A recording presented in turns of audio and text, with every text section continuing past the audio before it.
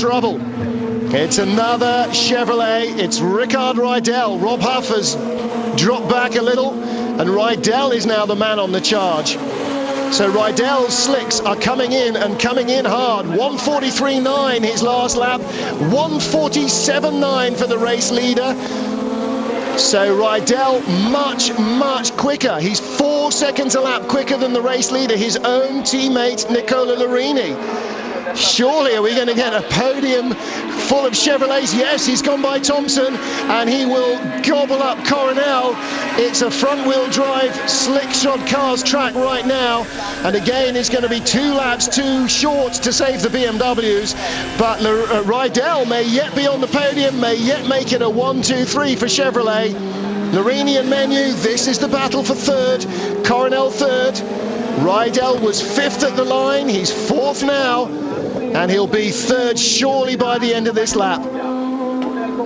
The slicks were so much quicker last time. Look at the traction off the corner. Coronel's car is sliding out wide. He daren't get on the throttle as early, and Menu just drills it off the corner, and the slick tyre grip just pulls him past Coronel without so much as a by your leave.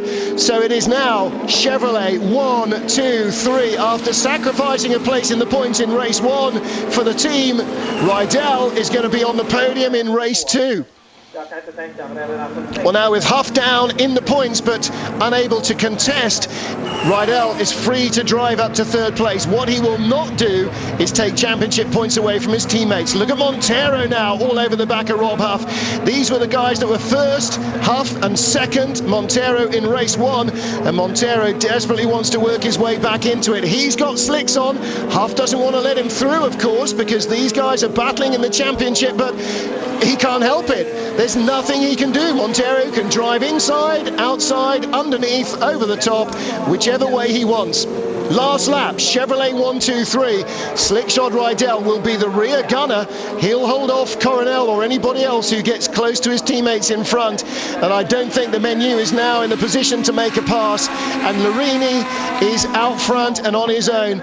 And certainly Rydell will not make a pass on Menu or Larini.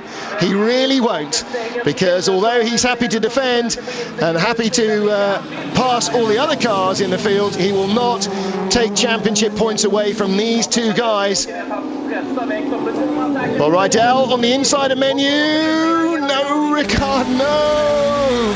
That's not the way to complete your job resume. Well, Menu should be in 2nd place. He's not. Rydell is in 2nd. Menu is in 3rd. I'm surprised that the RML team are allowing him to take points away from Menu. As Prio has proved over the years, every single point in every single race could mean the difference between winning the championship and not. And that might be critical at the end of the season for Menu. Further back, Montero with slicks around the outside of Tarquini on wets. And surely Rydell's allowing Menu. No, he's not. Rydell is being allowed to win the race. No, Larini outbrakes himself in the final corner, and Rickard Rydell wins in Sweden. He's going to take the victory that was denied him as a Volvo driver in 2002 when he lost the lead of the race on the last lap. Rickard Rydell comes home at Anderstorp to win the most dramatic finish in round 14 of the FIA World Touring Car Championship. Victory for Rydell, 2nd for Larini, 3rd for Menu against the pit wall for Tom Coronel in 4th, 5th place for Thompson, 6th for Montero, everybody else in 7th. Even the timing and scoring can't keep up with it. It's kind of crashed. Tarquini 7th, Robert Dahlgren in 8th place, but the point will go to Augusto. Jörg Muller, Augusto Farfus, the timing and scoring can't make up their mind who was 9th, because Dahlgren is not registered for the championship because the car is not homologated for the FIA championship. So Jörg Muller gets a point, but Chevrolet get a 1, 2, 3 result here in Sweden with Rydell the winner.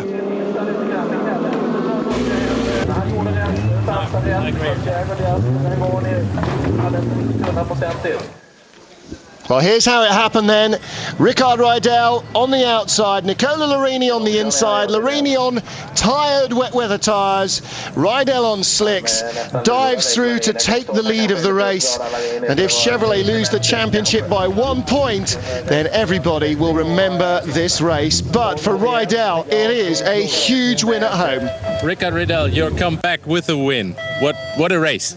Well, it was a really, really good race for sure. I was on slick tires, but so was a lot of other people behind me, and we saw that the sky was blue and it would dry out during the race. So thanks. So we knew slick tires could be the right choice, and it was a matter of, the last lap I got past in 3 corners from the end, so it was just enough, but not more. How was it when you passed Larini? It was quite a tough battle. Yeah, of course, he wanted to stay in the lead, but I raced for position, and I really wanted to win this race, especially for my home crowd in Sweden. It's just great to win, and also for Chevrolet. Of course, it was Chevrolet anyway, first, second, third, but this is really, really nice for me, of course. Thank you. Well, I think there's going to have to be a few bridges built. Mark Busfield is going to have a chat with Nicola Larini as Ray Malek talks to Ricard Rydell. Well, really tough for Ricard. Race 1, he was told, win or help your teammates get into the top 8. He did that. Race 2, his teammates were already in the top 3. And he had the quickest car in the place. Well,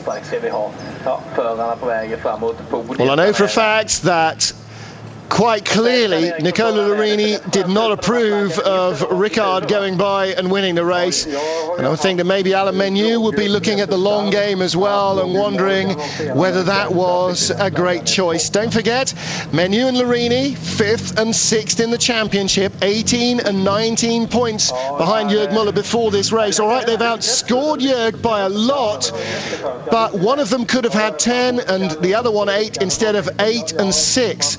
So they could both have been 2 points closer again to Müller.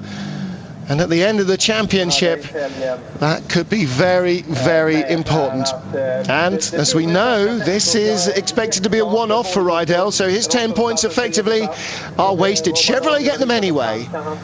They would have got them if Larini or Menu had won. So in their battle in the Constructors' Championship with Seat and BMW, those points are all good and they all go to the same manufacturer.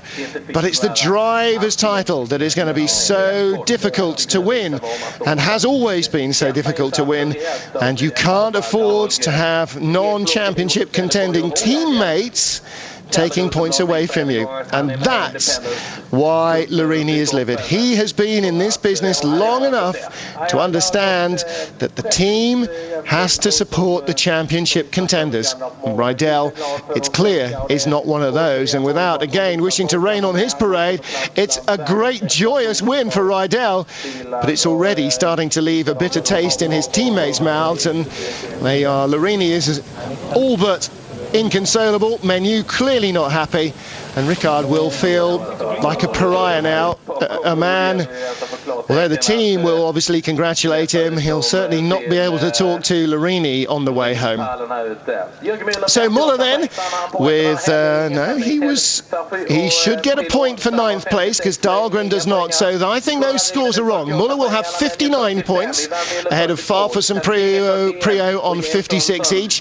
The rest should be right, with Larini closing the gap on the BMW drivers ahead, with Menu closing the gap on the BMW drivers ahead, and the rest of them. But, well, Rydell's 10 points in the end won't make an awful lot of difference to him at the end of the season, but those 2 lost points for Larini and the 2 lost points as well make a difference perhaps to Alain Menu.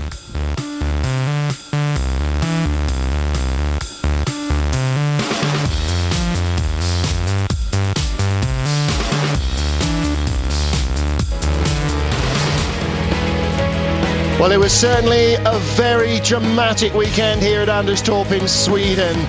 Next time out, they head to Oschersleben in Germany, traditionally a track that favours the BMW drivers. Between our top three in the championship, they scored just 1 point in 2 races, all 3 drivers struggling in the wet conditions. Will things be better for them in Germany, or will the battle for the title get closer?